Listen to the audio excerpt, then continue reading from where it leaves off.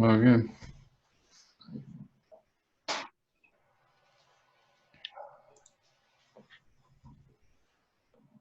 Mm-hmm.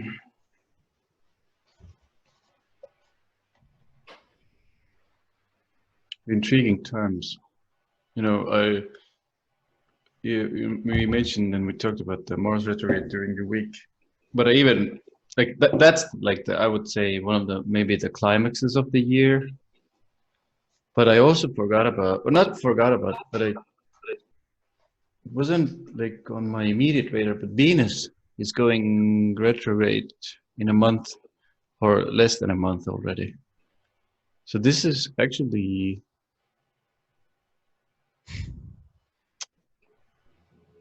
maybe not equally huge, but very, very a big influence. Let's put it that way. Because these Venus goes retrograde approximately every year and a half. That's a considerable cycle, and Mars every approximately 2 years. So these are big events, especially when we consider everything else that is going on with the conjunctions and with the things. So what do you make of the Venus retrograde? I just started. Writing an article on it, but I haven't dove very deeply into aspects yet. So I can share the general meaning of it and what people will be working on, but in order for us to be very accurate about it, we should look at the aspects as well during it. Yeah. That starts in May. May 13th, but it's very often when I've explored retrograde periods, it's still the 2 week before that time, 2 week shadow period, and after that retrograde period, the shadow periods. Even these are very often even where the most, let's say, action happens. So most activities may happen. So for example, Venus is all about relationships, it's about money, it's women. You and I will both feel it very strongly because you are Taurus Sun and Taurus Moon. So you have Venus rulership all over the place. And I have a Libra ascendant, so we will both feel very strongly. But all of those Venus topics, so shadow periods, usually for me, are the ones where the most physical or material action happens. Maybe you get some money, or maybe in a retrograde, maybe you lose some money.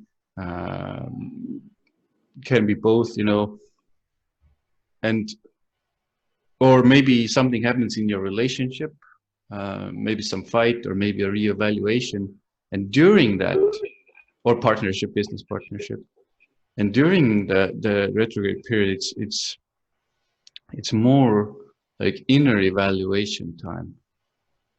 And then the shadow period hits again after the retrograde period, and then again, usually more, you start taking action when you're coming out of the retrograde period more, and then, when you create action, more action comes your way, things start happening. Yeah.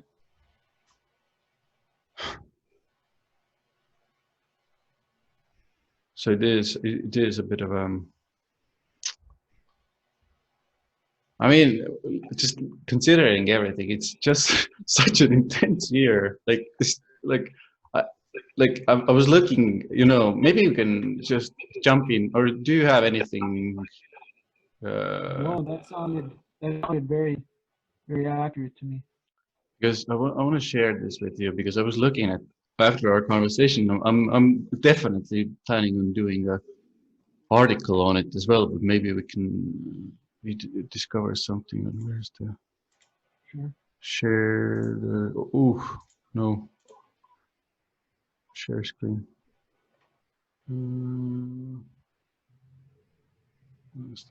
Just this one. Okay, this one. So this is now we're talking about Mars retrograde, Mm-hmm. and you spoke about World War II, Uranus being in Taurus, like 84-year cycle. Yeah.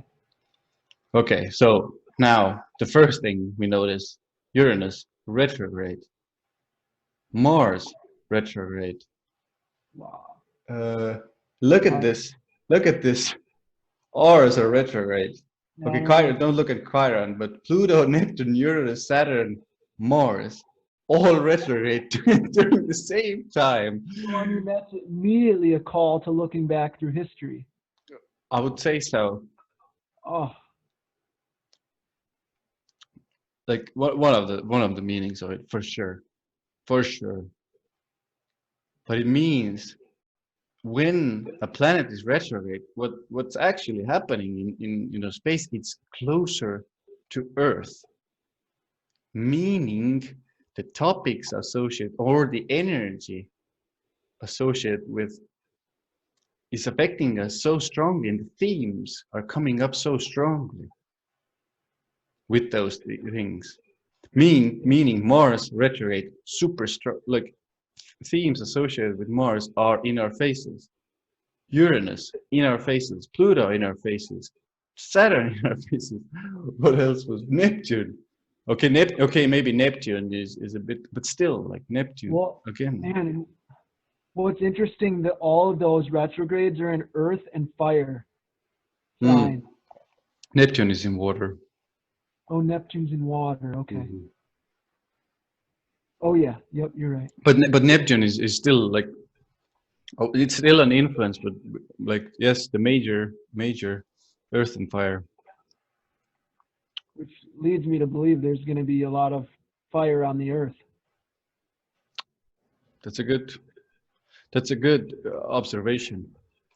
Luckily, what very often causes, I mean, Uranus and Mars being retrograde at the same time, I would already, maybe it's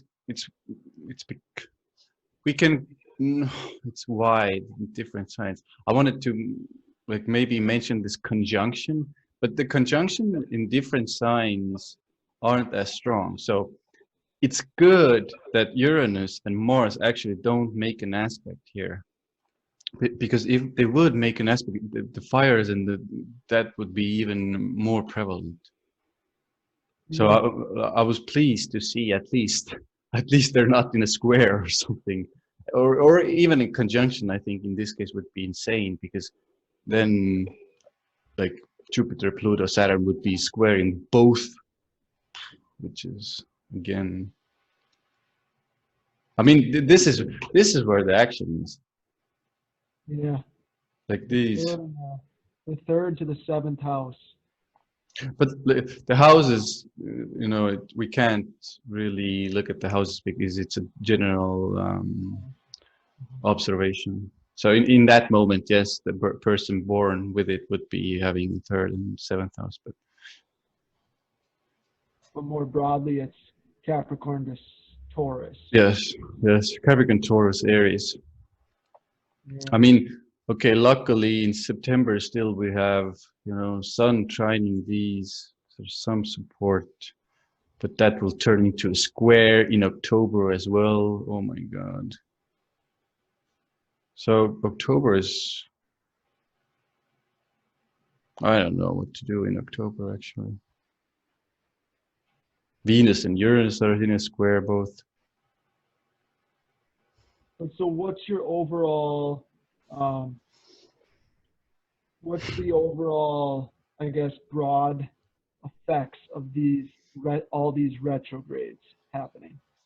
I mean, they will bring intensity. They will bring all of these topics associated with these planets very close in our faces. So Mars, it's you know, aggression, maybe fighting.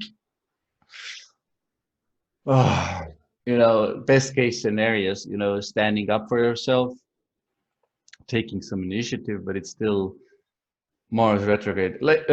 I'll give you an earthly example. Last time Mars was retrograde, I was very acutely aware of it, and I was making observations. And in Estonia,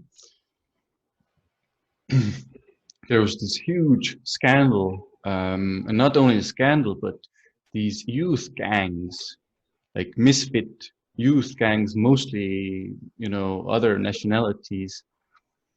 They started, you know, fights between themselves, and they also started fights all over the city and in smaller cities and suburbs. There's a lot of fighting going on between the gangs, and also they didn't stop between the gangs. It was like, you know, affecting you know, regular human beings as well. So this, in the entire time, this was in the news, this was in the videos. You know, there was all like, if I remember correctly, there was even a shutdown of a city area, you know, in Estonia. So I'm for sure when it's even in Aries. Okay, in Aries, Mars is stronger, but still it's more aggressive, more intense. I would say more fiery. Yeah. But you know, if you look at the other, if you even look at the squares to it, I think that's what makes it even worse, because it's kind of a fight. It's a fight between power structures and young people. We could even make it more exact, say young males, but young people. It's a fight between government structures and young people. It's all expanded by Jupiter. So And do you think it's even more accurate to say not young people, but young impulses? probably. Like to make it less materially based and more spiritually inclined? Like what is young is this like whatever is new, a new impulse on Earth. You see We what could I'm say it. We could say it for sure. Okay. Because one of the like hearing that where I go, this has been something in my thoughts this week. Mhm. One of the things that I think is going to start to happen really quickly right now, is there's going to be a global scapegoating of capitalism, meaning more and more popular opinion is going to say capitalism is done and we need to get rid of it. And it's going to happen extremely fast. And I think what's going to take its place is humanism. And humanism is it's a very young movement on planet Earth. You know, it's just risen to popularity, I think, in like the last decade or two. But what humanism is really is an extension of capitalism. It just puts a different mood onto it. You know, it just puts more of an altruistic mood into capitalism, because it's still completely about material consumption and material well-being. And so I'm wondering if this is going to be the start of that playing out, the overthrowing of capitalism by humanism. I think you're very much on track here. If we look at this, you know, again, Saturn is our, you know, structures, foundations of the society, and one of those foundations is money, capitalism. And when you throw in Pluto there, Pluto is money and lots of money and power, of course. But these two are at odds with Mars, meaning mostly, you know, you said younger impulses. We can say young people as well. Um, so there's a fight between these energies, and I think it will be, you know, Pluto and Saturn can subdue it or make the fight a bit like mental and longer going and ongoing, like a subconscious battle and maybe a deeper battle. But Mars in Aries retrograde doesn't do that at all. It's in your face. It will go streaming on the streets. Yeah. And yeah, Might lead to some serious unrest around the world. I would say for sure. If this doesn't lead to unrest in the world, it will lead to unrest in the world for sure, definitely. Huh. I'm having a very hard time thinking of reasons why it shouldn't.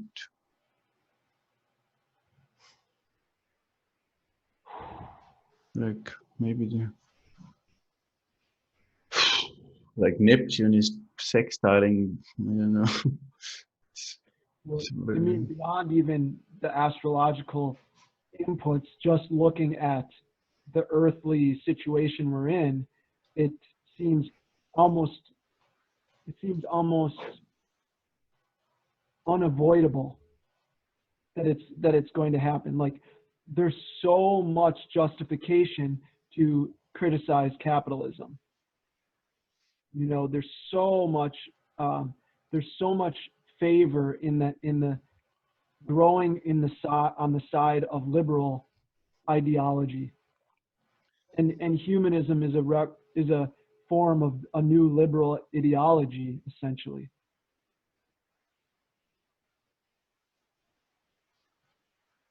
So I agree. I mean, I think it's unavoidable that conflict is going to happen, and I think it's also very, very close to unavoidable that humanism is going to win that battle and essentially replace capitalism over the course of perhaps as quick as a decade. That's actually approximately my exact timeline that I was giving it. Yeah. About a decade. Which is incredibly fast. It might even like I've been thinking about scenarios where it's even quicker, but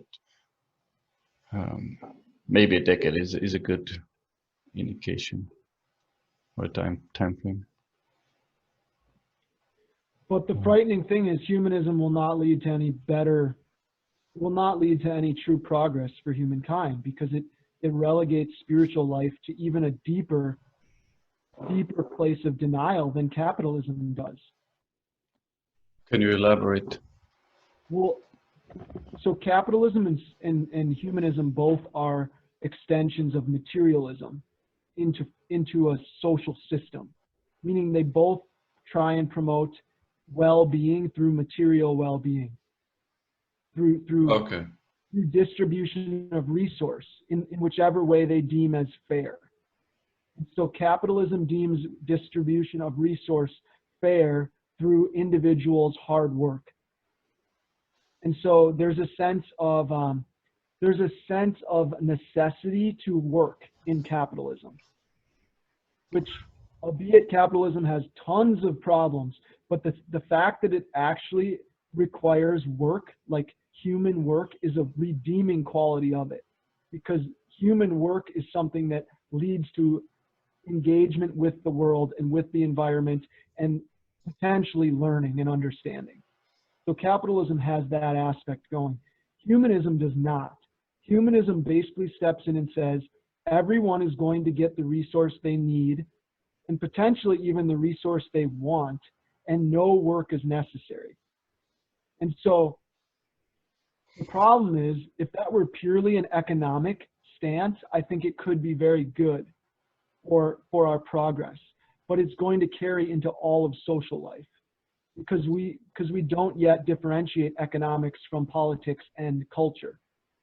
And so what we're going to do is we're going to fill our entire social life with an ideal that says everyone should get what they want, irregardless of their work.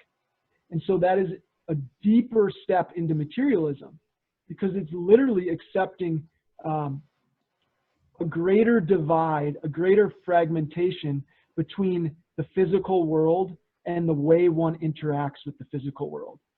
There's no need to interact with the physical world anymore. There's just the need to receive and to take from the physical world.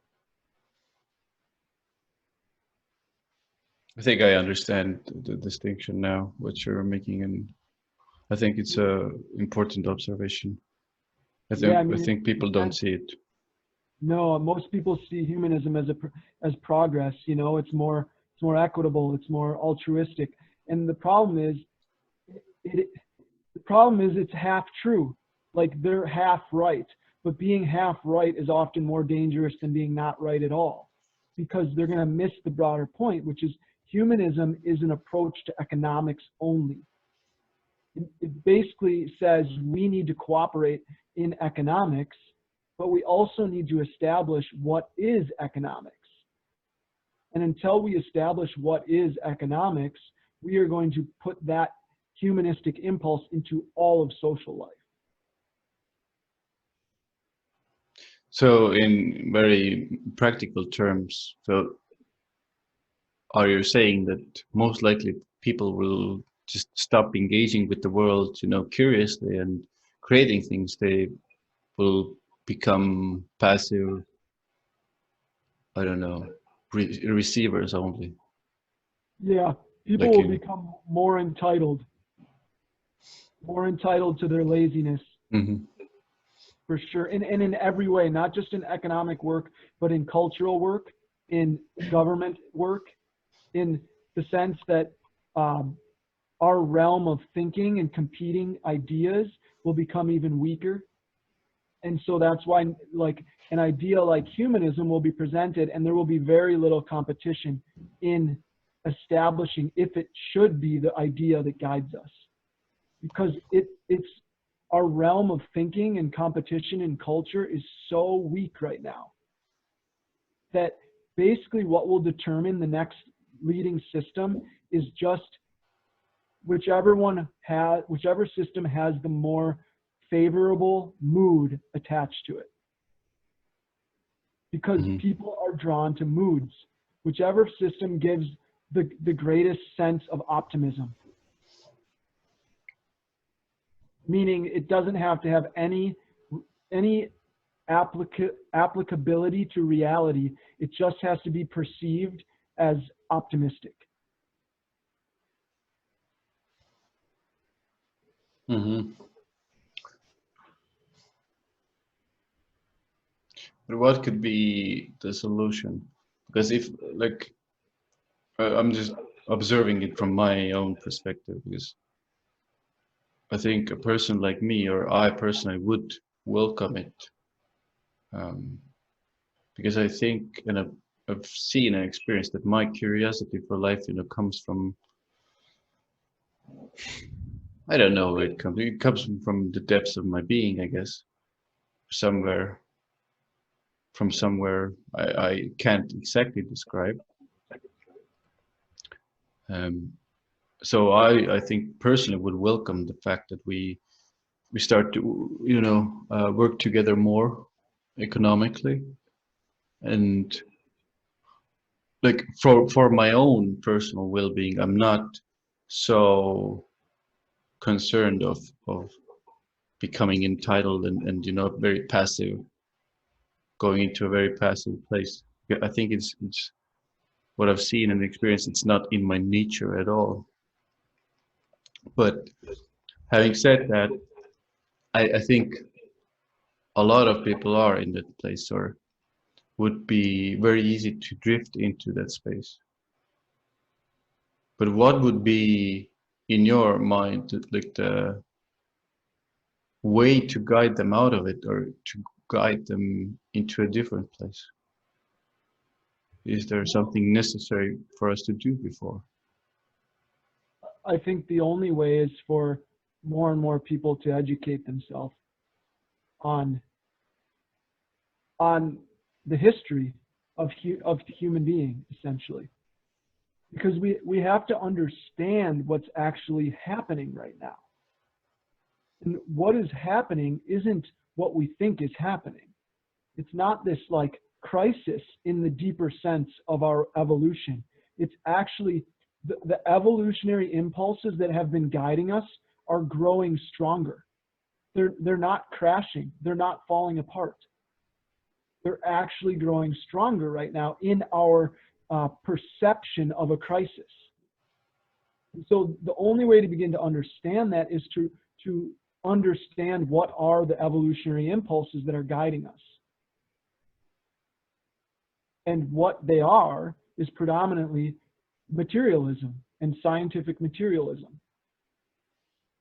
So once one understands what scientific materialism is and where it came from and how long it's been working and how it's manifested in many different ways over the last 200-300 years, then one can begin to see that it is starting to manifest simply in a new appearance through humanism.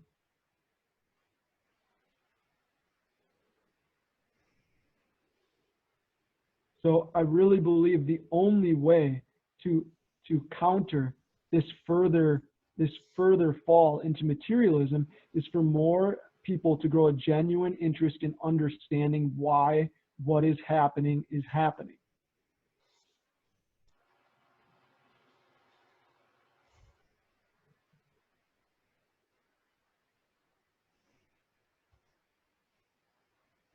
So in other words, are you saying this is not a material crisis, this is a spiritual crisis actually? Or this is what I'm getting from it? Precisely. Mm-hmm. We are in need of not a reorientation of the physical world. We are in need of a realignment with the spiritual world. But would you say, okay, if let's say we realign with the spiritual world, would you say the material world would kind of start moving into place just because of that adjustment? Oh yeah, yeah, it would have to. It would have to, because we would start to respect the laws that uphold the material world, which are spiritual. So if we started to align ourselves with spiritual realities, we would start to be infused with the correct laws that govern this world. And so we would start to reharmonize all the elemental forces, all the kingdoms on earth. They would all begin to reharmonize. And literally, we wouldn't have to work to make that happen. We would have to just simply understand and restrict ourselves from doing destructive work. Mm-hmm.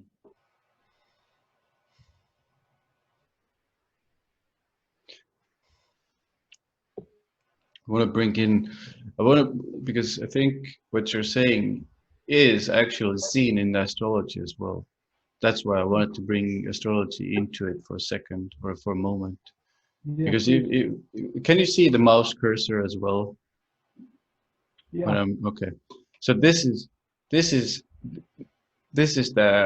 I would say, the like the epicenter of the crisis, or the most influential energetic forces right now that are influencing us. And this is going to be, or this configuration is going to be happening in autumn, September, from on to November, I guess, or 1st of December even. So we can talk about, Saturn is our foundations and structures, which involves governments and police structures and stuff like that. The underlying pillars of what, govern society and hold the society together. So, but also now Pluto comes in, and Pluto is the is the transformer in this case, or is the bringer of destruction and crisis before the transformation. Now, we can look at it from a purely material perspective and say, you know, this is literally what's happening. And it is happening. You know, structures are falling down, people in crisis, governments in crisis, transformation happening there. But now, as I think we mentioned it a little, but Jupiter here is here as well. Jupiter is a lot to do with, or maybe the biggest and the most important thing Jupiter is our connection or relating to God and belief systems and actually spiritual realms and higher wisdom and higher knowledge and seeing the bigger picture and belief systems. So if you now add this to this mixture, so this will, or one of the jobs, or yeah, let's call it a job for this crisis and for this configuration is to transform, because these are very close. Pluto and Jupiter will be very close the entire year, and they will be exactly conjunct. Were, I think, 3 times even this year, if I remember correctly. So this actually speaks a lot to do, or speaks a lot to our belief systems being transformed, our connection to, let's say, higher wisdom and higher knowledge to be transformed.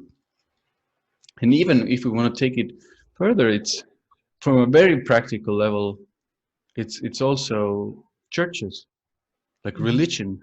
Jupiter is a religion, and churches as well. These will be, I think they will be transformed to such an extent after this. Mm, maybe they will exist, but um, you know, in a completely different kind of way. Sure. But you're saying they will be transformed in a positive way, you think? I think they will be destroyed, Will be destroyed. in a sense. And if there's something left there after it, I mean, So essentially the battle is going to be between Saturn's old limitations being pressed against by Jupiter's new spiritual expansion. And it's up to us to decide to work on how that plays out. Like, will Saturn restrict any new spiritual expansion, or will Jupiter's expansion push Saturn's boundaries out further to include new spiritual understanding? this is quite an accurate observation, I would say. But right now, we can say that Jupiter is a little bit weaker because it's in Capricorn, and Saturn is very strong in Capricorn. So Saturn has the upper hand here. Mm. So Saturn will win for sure. When do they conjunct? They conjunct. They were conjunct, but now the next time in Aquarius, it will be December 2020. I think it was the 21st of December or 20th of December, somewhere around that range. So winter solstice, approximately winter solstice time. In Aquarius then? Yes, exactly. So then at that time, Jupiter will have extra strength. It will have a little extra strength, but Saturn is still basically in its home sign in Aquarius, because it's the traditional ruler of Aquarius as well. So Saturn will still have the upper hand there. Now we would have to look at aspects as well, to see which planet has which support. But if they're conjunct, they have basically the same kind of support and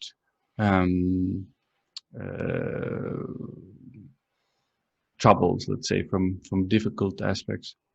Yeah. So I would say still, Saturn is stronger, but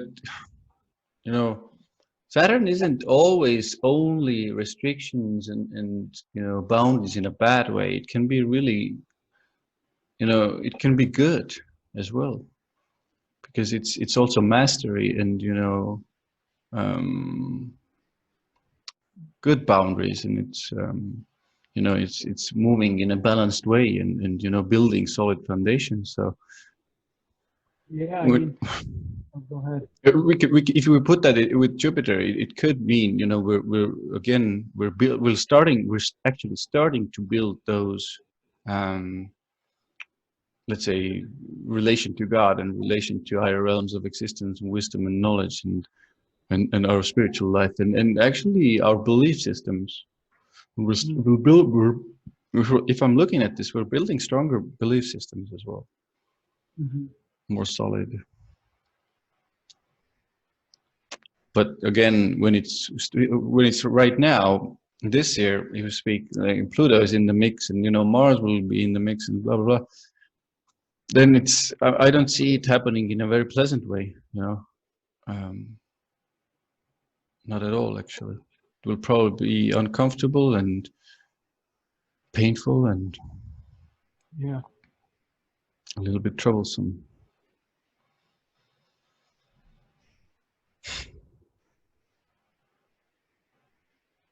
yeah, isn't that the way change goes most of the time? Very often, unfortunately, yes. Mm.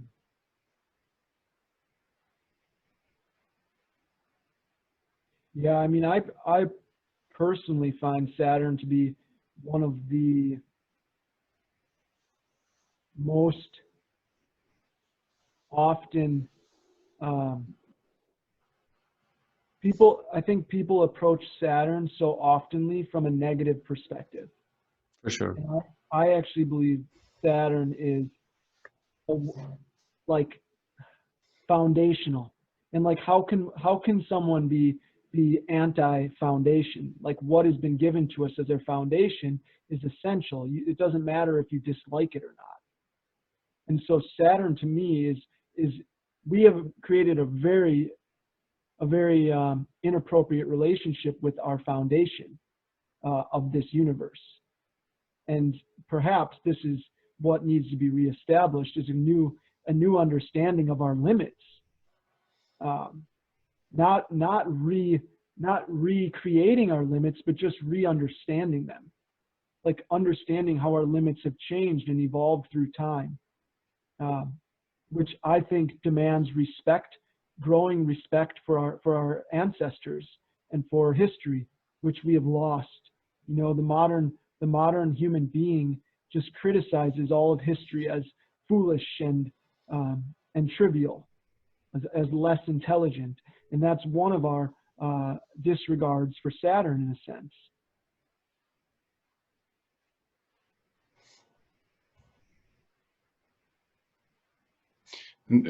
If I look at this like configuration again around the year, I think it should be um, at least like there's a potential to maybe bring some of that back. You know, when Saturn is in Capricorn, like maybe people start to appreciate more of the history and traditions more, Mm. or at least it should. But the only thing I'm a little bit worried is because it's Pluto there as well with it, and you know, it can kind of transform those traditions as well. Sure. Mm.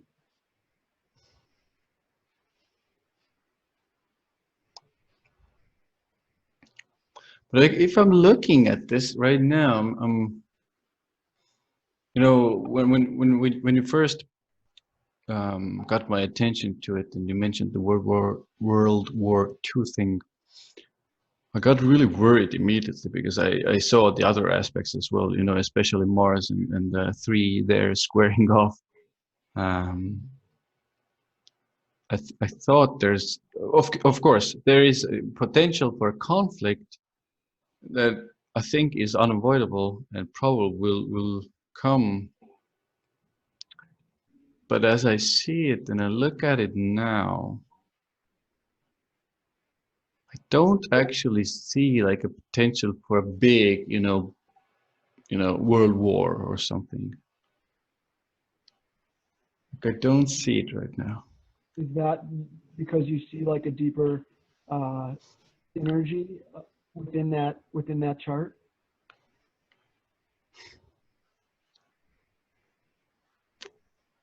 Like a harmony between the signs that's deeper? It's very hard for me to exactly explain it why I don't see it, but hmm.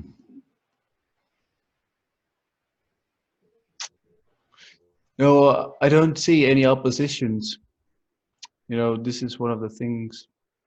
I don't see any oppositions between those two. Or I would like, from a very technical perspective, I think it's more of a like a felt sense right now, like an intuitive sense. But I think one of the things for me to exist for a war, maybe Uranus Mars opposition, and maybe throw in some squares from Saturn and Pluto there. Then I could probably be more prone to calling it some kind of war type thing.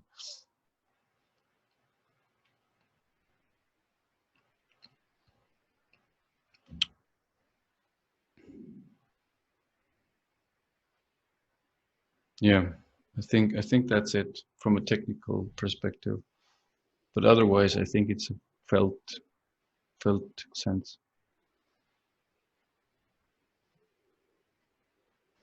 Huh. I mean, okay, let's talk about maybe some of the positives here.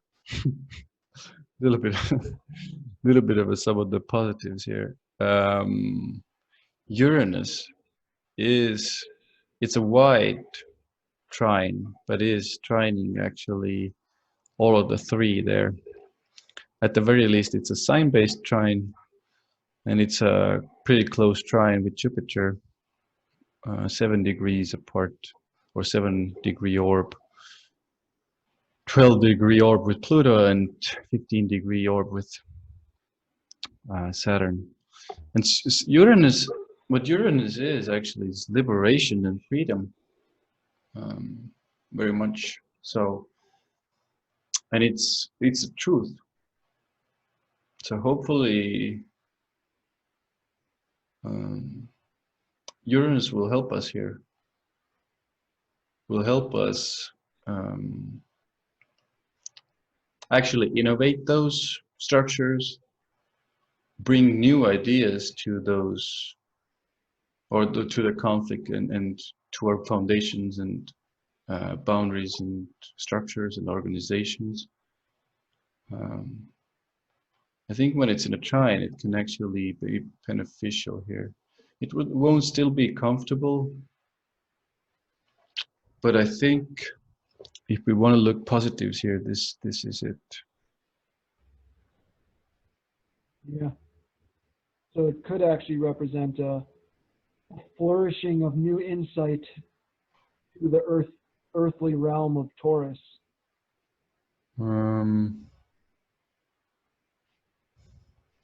That kind of, am I interpreting that right? Quite possibly.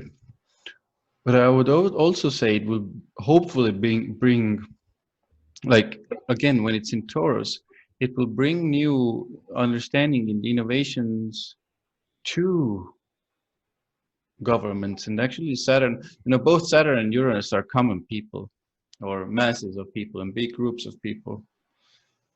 And hopefully it will bring new understandings to those places, to governments, to organizations. It will bring, hopefully it will bring new understandings of nature there as well.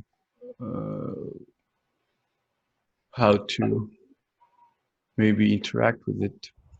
Mm. But I think, like, this is the thing, how is it? I think we can see it during that time. of course, like the nature and bringing those ideas and maybe innovating in those areas as well. But I think like the most of the focus will still be on the crisis, so it will be so it won't get as much attention, I think. Sure. Well, and Uranus is already in Taurus, right? Yes. So they're already feeling some of the effects of that relationship. And I mean, it doesn't seem like the Earth is getting that much conscious awareness from human beings. Sure, there are some observations that are becoming popular during this time, just about, you know, pollution going down, and but there's not really deep understanding developing about our disharmony and destruction. It's still early days, I would say, because Uranus spends like 7 years in a sign. Mm, So like if when did it move? It moved like nice. year and a half ago, I think. No, it was 2019. At the end of 2018, it started moving into Taurus. Okay. So it's already been there for a while, you know, about approximately a year and a half. So I think like we've seen some effects of it. I think yes, I wrote an article on it as well. What areas and what industries will be affected, and nature, nature will definitely be affected, and how we understand and how we relate to it. And unfortunately, it will bring um, nature's, you know, uh, wrath upon us as well. I would say more so than, you know, when it's in Gemini, for example. When it's in literally in Taurus, I think we've seen it during the past years with you know fires and there's, I think there have been tornadoes and stuff like that. That will continue for sure. Probably get worse at times when affected by certain kind of aspects, especially Mars and other things.